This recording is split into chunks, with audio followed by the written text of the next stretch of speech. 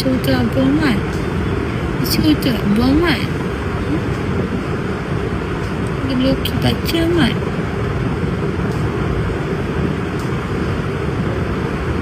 কলিজাটা কলিজা, আমার কলিজা।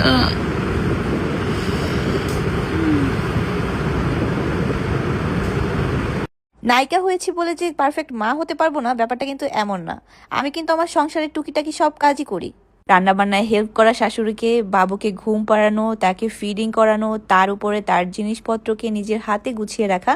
আসলে আমার লোক আছে এগুলো করার মতো, তারপরও মনে হয় যে নিজের বেবির জিনিসপত্রগুলো যদি নিজের হাতে করা হয় না, তাহলে অন্যরকম একটা শান্তি কাজ করে। মনে হয় সব কিছু গোছালো আছে, যখন যেটা চাই হাতের কাছে আছে, মানে হুট করে সব কিছু পেয়ে যাই। এই জন্য সব কিছু আমি নিজের হাতেই টুকটাক করার ট্রাই করি। সো ইদানিং আমি ভিডিওতে অনেক বেশি কমেন্ট পাই যে আপু আপনার সি সেকশন হয়েছে, তার মধ্যে আপনি এত ফিট আছেন, তার উপরে আপনার স্কিনের গ্লো কিন্তু কমতেছেই না, সেই আগের মতোই আছে। এত কাজ করার পরে, বেবি সামলানোর পরে কিভাবে সারা রাত না ঘুমিয়ে কান্না করে অনামিকা ঐশীর ছেলে। ছেলের সাথে সাথে সারা রাত জাগতে হয় অনামিকা ঐশীকে। সন্তান জন্ম দেওয়ার পর মা হিসেবে নতুন এক অভিজ্ঞতার মধ্য দিয়ে যাচ্ছেন জনপ্রিয় টিকটকার অনামিকা ঐশী। পুত্র সন্তান রাফানকে সামলাতে গিয়ে চোখ থেকে ঘুম উড়ে গেছে ঐশীর। দিনে ঘুমালেও রাতে একদমই ঘুমাচ্ছে না ছোট্ট রাফান, যার কারণে পুরো রাত জেগেই কাটাতে হচ্ছে ঐশীকে। রাতের আলোর ক্লান্ত চোখে সন্তানকে কোলে চেপে শান্ত করার চেষ্টা করছেন অনামিকা ঐশী। পরম মমতায় ছেলেকে বুকে জড়িয়ে ধরে আদর করছেন এবং ঘুম পাড়ানোর চেষ্টা চালাচ্ছেন।